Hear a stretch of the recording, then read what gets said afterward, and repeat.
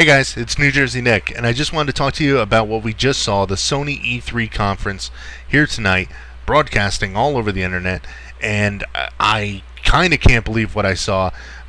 This is going to be a little bit shorter than my Xbox reaction video, just because I have nothing negative to say about the show. In fact, I'm going to start with my negatives. The Last Guardian, man, I kind of was not as blown away by this game as I was 8 or 9 years ago when it was first shown. Mainly because it still looks exactly the same as it did then, kind of like a high-end PS3 game, and I don't know. They really didn't explain the gameplay or what was going on in the trailer, and I think that kind of hurt the presentation. I don't know, I was just weirded out by it. I wasn't too into it, but whatever, maybe it'll be a great game. Maybe it will really be everything that it's supposed to be in the end, but I just wasn't.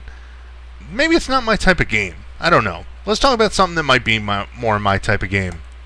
Shenmue III. I can't believe that this game, they're actually going to make one final shot at making it. They're making a Kickstarter that they're asking for $2 million for to finally finish out the game.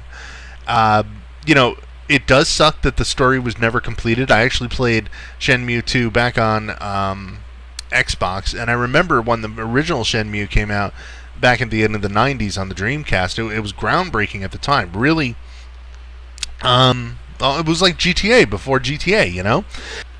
I would hope that they'd be able to finish it up and that the game has a great impact, and hopefully it gets backed by its Kickstarter. Of course, there is the possibility that it doesn't get backed and then the series is dead. So if you care about Shenmue, go back it. Why not? What are you going to lose? Let's also talk about what is probably the most interesting game in the world right now, to me at least. The game I want to play more than anything in the universe. No Man's Sky. I can't believe that a game like this exists. A procedurally generated space exploration game. When I was a kid, maybe I would have dreamt that there would one day be a video game that, you could go from every planet in the system and just discover the wildlife and the animals and, have an adventure that would last a lifetime. But as a grown-up, I would look at that kid, myself in the past, and say, "You're stupid. That will never exist. That's too much." I mean, so many games that were shown at E3 were survival sims. Where you have to survive in the wilderness or post-apocalyptic landscape, and it's all open world.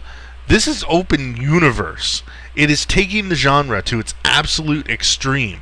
It is a game to end all games, and there's just nothing beyond it. This is really one of the craziest things ever sitting right in front of us. I mean, if No Man's Sky doesn't live up to its hype, it could be the next Spore, and that would be terrible, because this game, I'm pinning my hopes on this game. I really want No Man's Sky to be something brilliant, and I just hope it is. Listen to how optimistic I'm being, right? Am I hyping myself up too much? Is it not going to live up to the hype? Do you remember Spore? Do you remember Will Wright's Spore? Came out about 10 years ago, and it was supposed to be the game that ended all games, right? You start as a spore, and then that spore turns into life. It becomes an amoeba, and it evolves over the course of thousands of years until it is a space exploration game. And that game didn't ever live up to its hype, and I hope that No Man's Sky does not become the next Spore. Okay? Now let's talk about the last game I even want to talk about, just because this blew my mind so much. I just want to talk about this. I kind of can't believe it took so long, but finally, there's a Final Fantasy VII Remake. I've wanted this game for 18 years. Ever since maybe not 18 years ago, because I was actually playing Final Fantasy VII, but shit, I've played it so many times. I played it on PSP, I played it on PS3, I downloaded it everywhere I could and played it. I have played through it several times. I played all the accompanying games. I've watched Advent Children. And finally, we can finally get a remake of it, after they remade every other possible Final Fantasy. And it looks cool. It's just a brief teaser we were shown, a beautiful short clip, And I mean, I hope that they don't botch it, and I hope it's good, and I hope it's fun, and I hope that they remove the parts of the game that probably won't fly as well today. You know the parts I'm talking about. And I mean, if you watch this trailer and your heart just doesn't skip a beat at the end when you hear that music, you just weren't a kid in the 90s. This is probably the wrong time to mention it, but I don't have a PS4 yet. I will someday. Get off my case. I'm going to have to buy one. Look at all this stuff that's coming out for PlayStation 4. One of these days I will own one. Hopefully it's because of my YouTube. So start subscribing. Follow me on Twitter. It's right here. Go follow me on Twitter. Subscribe to my channel. Watch all the ads on everything on my channel. No, I'm kidding. At any rate, please, thanks for showing up. Please come back. I'm probably going to do a Nintendo reaction video tomorrow. Hopefully they have something good. I don't know if they're going to top a Final Fantasy VII remake, for God's sakes.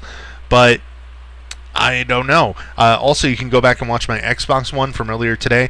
At least the Xbox, they did show off that groundbreaking technology of the HoloLens, which I think is brilliant. You look at how excited I was when there was a Final Fantasy VII remake right here. I didn't even know what I was typing. It's amazing. Alright, guys. Thanks for watching. See you around.